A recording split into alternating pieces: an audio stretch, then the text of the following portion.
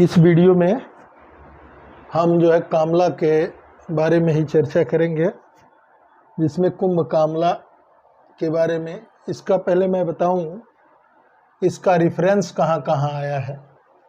तो इसका रेफरेंस माधव निदान चैप्टर 8 में है, अष्टांग हृदय में निदान स्थान के 13वें चैप्टर में, अष्टांग हृदय चिकित्सा में 16वें चैप्टर में, चरक चिकित्सा में 16वें चैप्टर में और सुश्रुत उत्तर तंत्र 44वें चैप्टर में इसका वर्णन आया है कुंभ कामला का।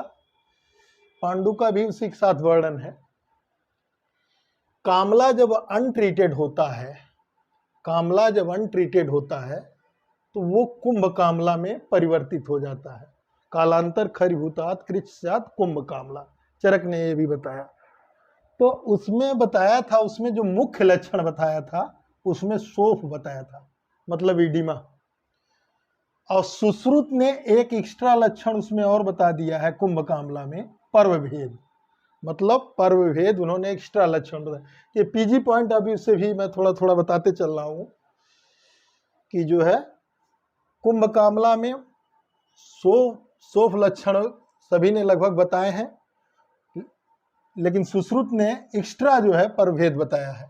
सुश्रुत ने अपने श्लोक में क्या कहा, भेदस्तु तस्याह खलु कुंभ शाहव,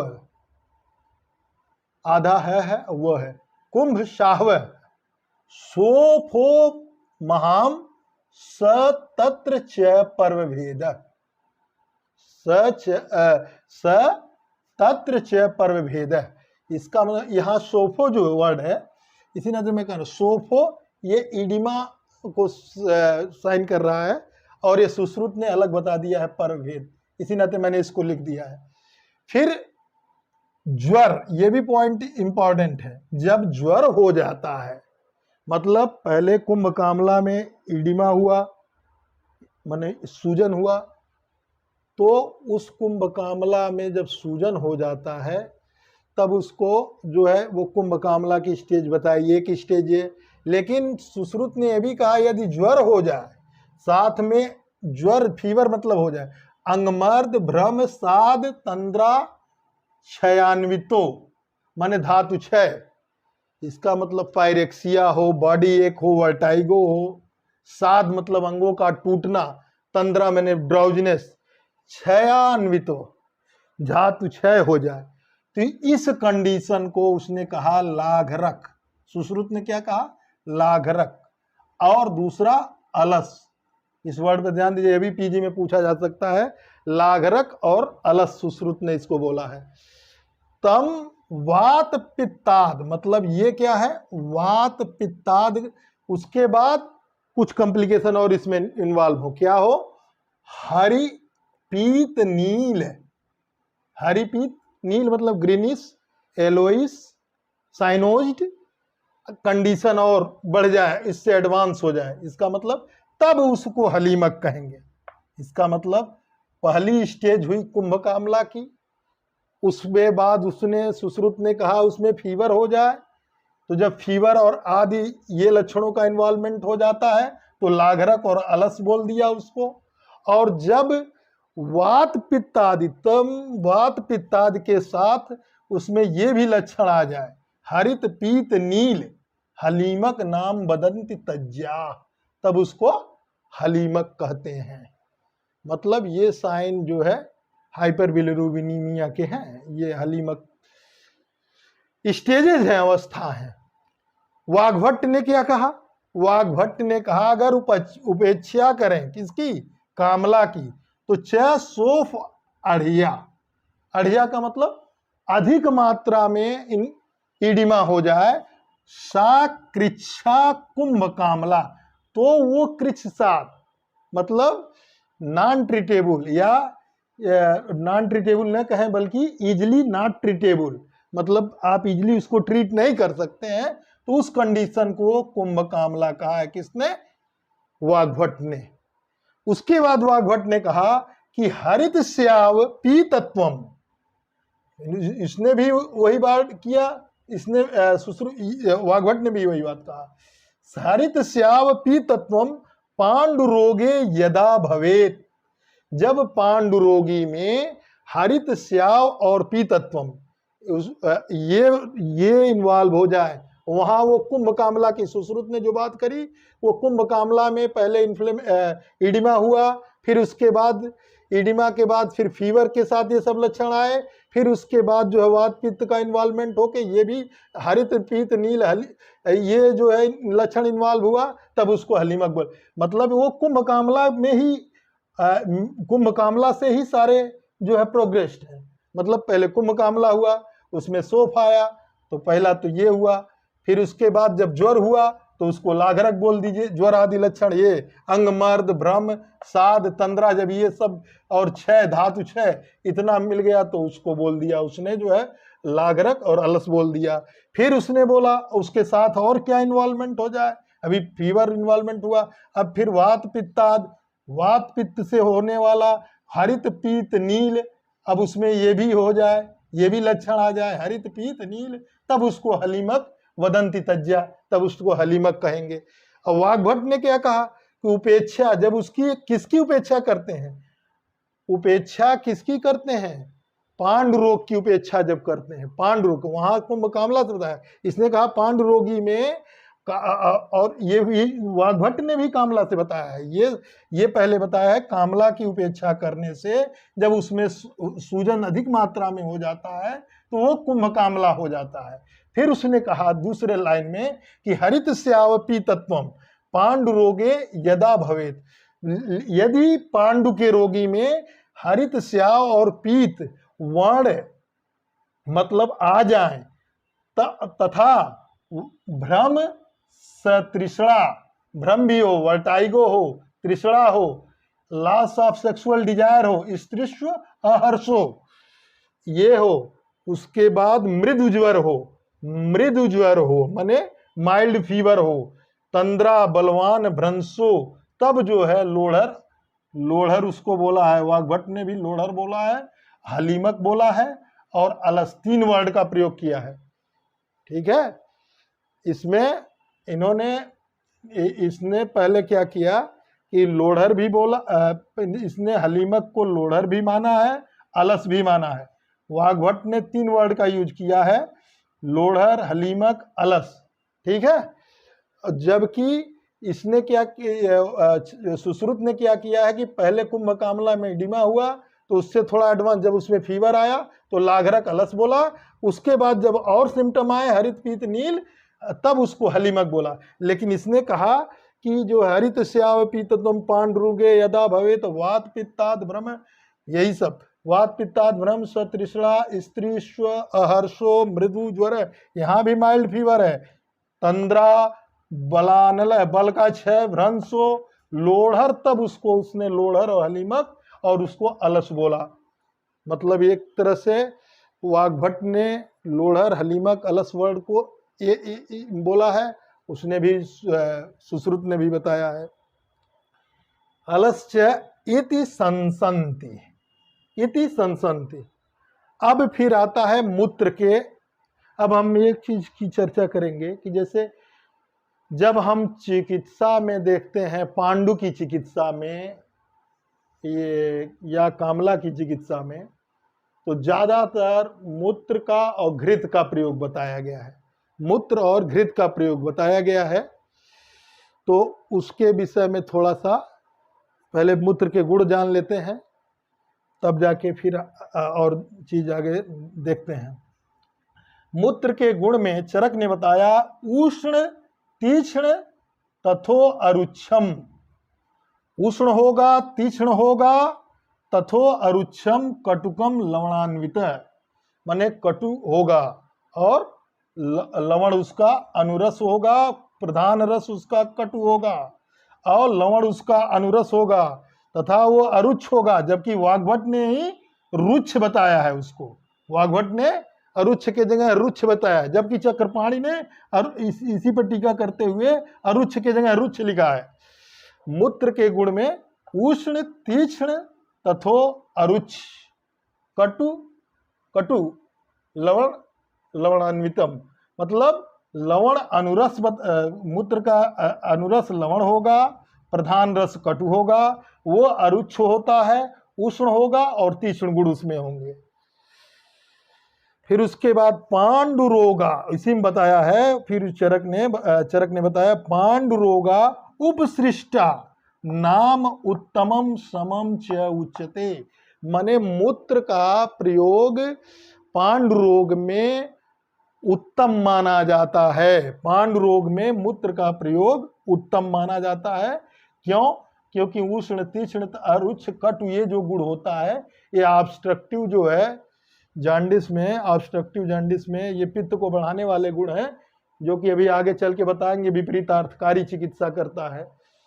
ठीक है, जैसे मान लीजिए अब उधर, जैसे मान लीजिए सांप का विष अगर काट ले, सांप अगर काट ले तो आप जो है एंटीवेनम देते हैं।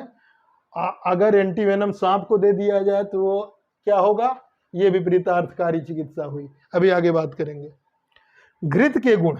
फिर उसके बाद घृत भी बहुत बताया गया है, पांडु में घृत भी बहुत बताया गया है।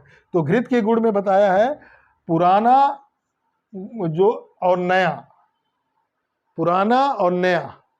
तो पुराना जो घृत होता है उसमें बताया है सर्पी पुराणम सरम कटु विपाकम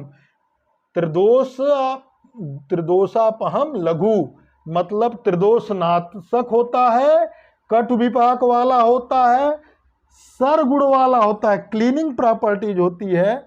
और जो है पुराने गुण में क्लीनिंग प्रॉपर्टी हो जाती है, कटु होता है विपाक में, और त्रिदोष समन करने वाला होता है तथा लघु होता है, लघु होता है। जबकि नया घृत तु मधुरम सौम्यम, सौम्य होगा, मधुर होगा, मृदु होगा, शीत होगा, वीर्य में क्या है? शीत होगा। तो आप जानते हैं वीर्य से घृत क्या करता है? पित्त का शमन करता है, और स्नेह से वात का शमन करता है, तथा संस्कार से कफ का शमन करता है। इसका मतलब ये हुआ कि यहां देखिए घृत तु मधुर सौम्यम मृदु शीतम वीर्यम अल्प अभिष्यंदी, माने अल्प अभिष्यंदी होता है। अल्प अभिष्यंदी का मतलब कि वो जो है स्रोतों में कम चिपकने वाला होगा, लेकिन नया जो है पुराना बिल्कुल नहीं चिपकेगा। तो ये पहले जान लीजिए, क्लीनिंग प्रॉपर्टी पुराने की ज्यादा अच्छी होगी एज कंपेयर टू नए घृत की, क्योंकि इसका जो गुण अभी बताया है गुरु भी होगा, गुरु होता है। अल्प अभिष्यंदी, स्नेहन, उदावर्त, उन्माद, अपस्मार, शूल, ज्वर, अनाह, वात, पित्त, प्रशमन, अग्निदीपन, स्मृति, मति, मेधा, कांति, स्वर, लावण्य, शौक। मतलब क्या हुआ? ये जो है पहले बात तो ये घृत मधुर होगा, मधुर माने मीठा होगा, आप देखिए मीठा होगा, सौम्य होगा, सॉफ्ट कोमल होगा, मृदु होगा, सॉफ्ट होगा, शीत होगा तो पित्त का शमन करेगा, अल्प अभिष्यंदी होगा तो ये जो है स्रोतों में चिपकेगा नहीं, लेकिन इससे भी ज्यादा अल्प अभिष्यंदी जो है पुराना घृत होता है। स्नेहनम, स्नेहनम, उदावर्त में जो है इसका प्रयोग किया जाता है।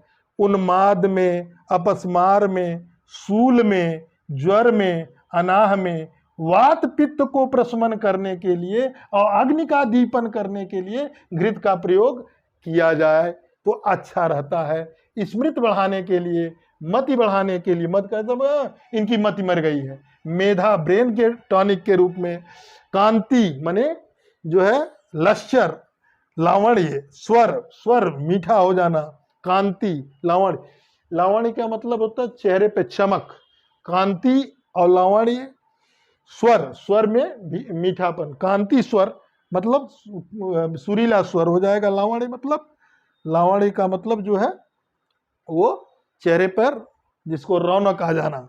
सौकुमार जैसे लगेगा, सुकुमार मतलब जो सुकुमार जैसे मतलब जवान आदमी लगता है उस तरह। ओजस, तेजो, ओज उसमें शरीर में रहेगा, तेज दिखेगा। बल, करम, बल, इसकी इम्यूनिटी स्ट्रांग होगी। आयुष्य, बल कर्म आयुष्य, वृष्य, मेध्य, वय, स्थापन, मतलब वृष्य होगा, मतलब क्या होगा, वृष्य का मतलब बाजीकारक भी होगा, मेध्य भी होगा, नर्व टॉनिक के रूप में भी काम करेगा। वय को माने उम्र को ढलने नहीं देगा। गुरु, ये देखो गुरु वर्ड, ये इंपॉर्टेंट है। गुरु होता है नया, नया जो घृत होता है वो गुरु होता है। चक्षुष्य, आंख को फायदा देने वाला। श्लेष्मा अभिवर्धनम, अभिवर्धनम, श्लेष्मा का अभिवर्धन करता है। चरक ने 27वें चैप्टर में लिखा है अन्नपान वाले में कि जो है श्लेष्मा श्लेष्मा मेदो विवर्धनम। और पापमा, अलक्ष्मी प्रशमन, पापमा अलक्ष्मी प्रशमन, विषहर रक्षोग, विषहर माने विष टॉक्सिन को नष्ट करेगा। रक्षोग मतलब अगर कोई बैक्टीरियल वायरल कोई भी इन्फेक्शन हो तो उसको भी नष्ट करेगा। पापमा रोग को नष्ट करने वाला। अलक्ष्मी, लक्ष्मी जिसमें मतलब अलक्ष्मी मतलब ये हुआ कि जो है प्रशमनम, अलक्ष्मी प्रशमनम, अलक्ष्मी प्रशमनम।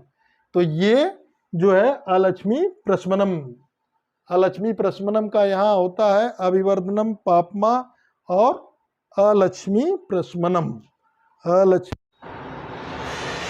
यहाँ पर जो बताया है अग्निवर्धन करता श्लेष्मा, सॉरी अग्निवर्धन नहीं, श्लेष्मा अभिवर्धनम, श्लेष्मा का अभिवर्धन करता है। पापमा माने पाप नाशक होता है। अलक्ष्मी प्रशमनम माने दरिद्रता नाशक, पाप नाशक और दरिद्रता नाशक होता है। विषहर होता है माने टॉक्सिन की कंडीशन को भी ये कंट्रोल करेगा। अब देखिए नए जो यहाँ पर जो मुझे 3 चीज मिला वो मैं बताऊं आपको कि जो नया घृत होता है वो गुरु भारी होता है, गुरु होता है भारी होता है, ये पॉइंट नोटेड करिए। दूसरा अल्प अभिष्यंदी, स्नेहन माने बॉडी का स्नेहन करने वाला, बॉडी का स्नेहन, यहाँ जो वर्ड आया है बॉडी को स्निग्ध करने वाला, स्नेहन करने वाला। उसके बाद जो दूसरा इसमें हमें आया है कि मधुर वर्ड, ये अल्प और शीतवीर्य होता है, मृदु होता है और गुरु होता है। ये आगे के वीडियो में अभी मैं इसकी चर्चा। तो यहां से 3 चीज निकल के आई। नया जो घृत होता है वो गुरु होगा, कफ मेद का विवर्धन करने वाला होगा, वात पित्त सामक होगा, विपाक और रस में मधुर होगा। पुराना क्या है, विपाक में कटु होगा और रस में भी कटु होगा, लघु होगा, त्रिदोष सामक होगा। अच्छा, पुराना उग्रगंध पुराणम स्यात 10 वर्ष स्थितम घृतम, मतलब 10 वर्ष का जो घृत होता है उसमें उग्रगंध आने लगती है तो उसे पुराना घृत कहते हैं, चरक ने कहा है, ये चरक ने कहा है। और 10 वर्ष से अधिक जब उसमें लाक्षारस निभम समय शीतम प्रपुराणम, माने वो और ज्यादा शीत हो जाता है। मतलब पहले जितना शीत था, पहले भी शीत था लेकिन पुराना और शीत हो जाता है। तो लाक्षारस समम शीतम प्रपुराणम, मतलब अगर 10 वर्ष तक उसने मान लिया कि पुराना चरक ने, और 10 वर्ष के बाद मोर देन 10 ईयर जो है उसको मान लिया उसने प्रपुराण, ठीक है, प्रपुराण मान लिया, ये जो है चरक ने मान लिया।